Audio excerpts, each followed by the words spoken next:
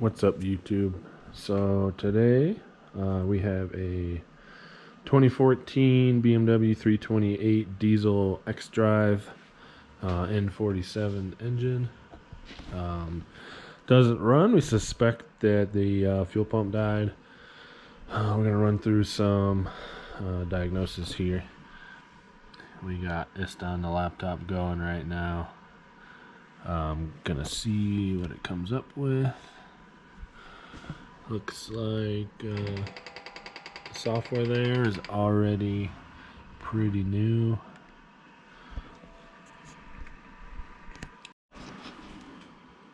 Alright, we're back and we have the cam sensor fault. I think that's from somebody unplugging it. Rail pressure too low. Blah blah blah. We got these fault codes right here. Let's see what it says. Alright, details showing too low. Rail pressure 70 bar in the freeze frame. Looks like we got low pressure working okay. Battery voltage okay. Coolant temp looks okay.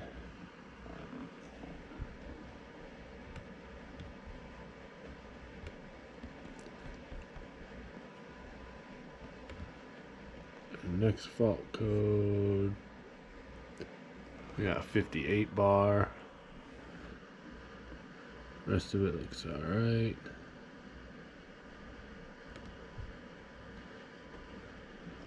Too low during engine starting, and we have 25 times there. It's a PO16D. Engine cranking speed there. 300. Coolant temp. Rail pressure 0. And we got low side fuel. Looks okay. Right, so let's see if the testing does any quick stuff here.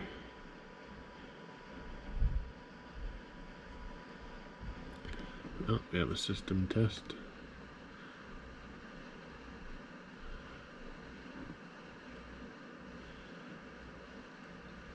One thing to mention, I just got this car broken from somebody. The fuel tank is full of fuel, so that's just something to keep in mind. We will get a there's some fault details here. We will get a fuel sample. Looks like value should be 170 to 250 bar. Rail pressure 180 right there. Is the fuel tank empty? No.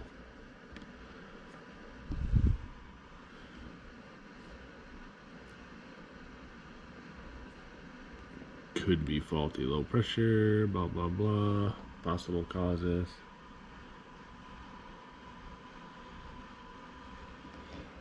Wants us to do a low pressure fuel system test, all that, which we will check. We'll probably run the pump to get a fuel sample, check the pressure, make sure there's no water or anything else in the fuel.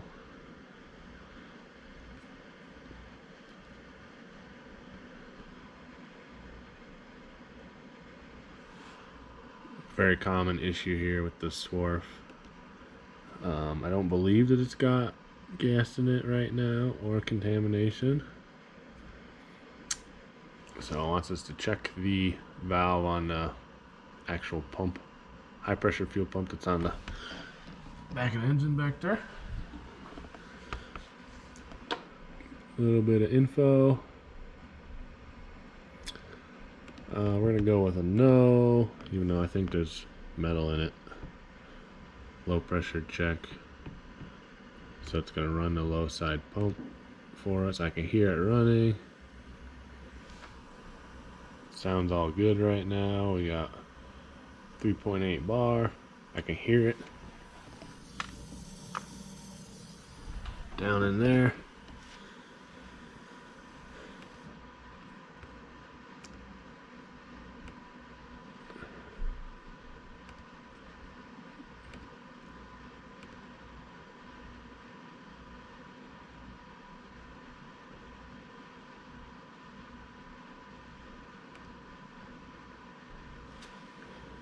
So we're checking for I don't really know, bleed off, I guess, because it says 26 bar. It's a little conflicting there.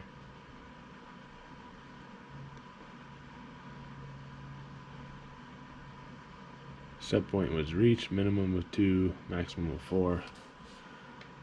So we're right in the range. The engine does not start. It turns over. Alright, we're gonna go turn it over. So I checked the fuel pressure while engine was cranking. We had about 3-4 bar, which is the low side fuel pump pressure, according to the sensor. So I went ahead and pulled all these fuel lines off of here, and I gave a good look in here, and the leakage line there for any metal, didn't see any there.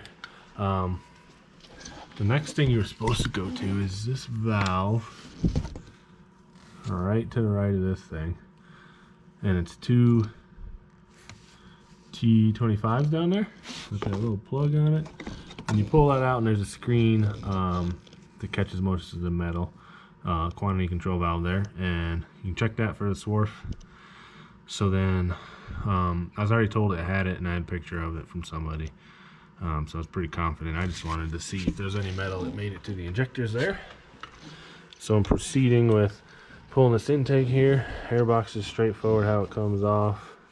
Take your 3 bolts off here for your throttle valve. There's a plug there and a plug on the throttle. A little dirty. You got 2 bolts here.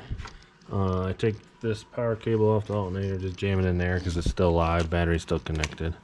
Undo your wires. This goes in the back of the alternator. This runs down there, flip it out the way. Undo that, flip it out the way, undo this one. Undo our little glow plug module, a couple E7s here in a bracket. Flip this, flip that out the way.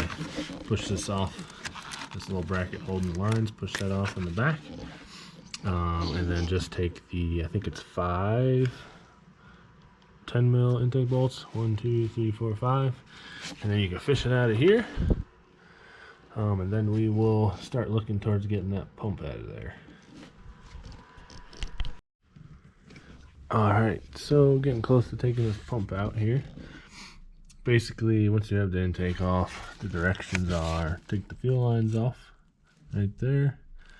This one goes on top. There's a bolt here for the oil dipstick. Just undo the bolt, basically yank it out. And then there's a bracket that goes right there. You can see 4 bolts, 13 mil.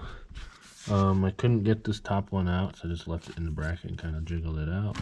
Took this high pressure fuel line out of the way. And then the back of the engine there, kind of where this would go straight in. There's this plug. Unscrew this little plug, it's just a seal. And then I bought this tool on eBay.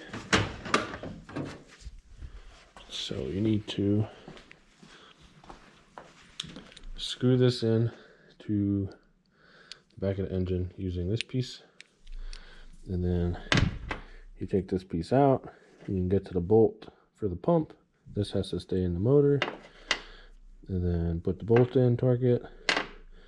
Use this guy, unscrew this tool again, and then put that back in. And then the pump just got to be lined up with the splines, which it's in this box, but I'll show you in a minute when I have it out. Okay, we had that tool in there, loosened the 2 more bolts on the pump down there.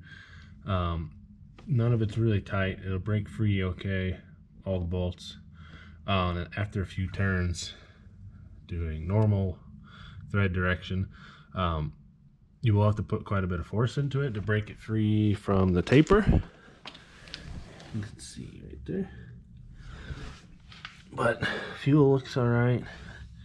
It's hard to see. But this valve is what I was talking about. And there is metal debris in there. If you look very close, On this valve, you can see there's pieces of metal in there. Pump didn't change. This is a new one. Doesn't appear to be changed. New one, new part number. And old one, old part number. But other than that, they appear to be identical. So I'm just going to flush these lines just in case. Once I get this new pump in and mostly back together, I'm going to run a low pressure in-tank fuel pump before I connect it, to get another sample of fuel and maybe flush out anything that's there. And then I'm going to flush the return line. Then shortly after, I'm going to put a new fuel filter in it, but I don't think any metal is going to get through either the fuel tank or the fuel filter. And hopefully we'll be all right. Maybe we'll lose an injector or so. Once they're available, the Bosch ones online were like $400 or $500, I think. So we're gonna try with just that and see what happens. Save the cost of the dealership, you know, $14,000-$15,000. Got a good deal on the pump, just over a G.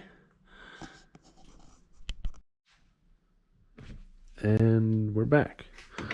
So when I took the pump back out, when I was trying to tighten the new pump, you know, on the back there, it didn't feel right. And then I heard what sounded like the chain skipping, which didn't make any sense. So then got to thinking and looking about it, and I turned the crankshaft bolt down there, and then I tried to watch this sprocket, and it never moved. It never spun at all, which is not good. So then I pulled the cam sensor that goes right about there with the valve cover on, and these gears never moved.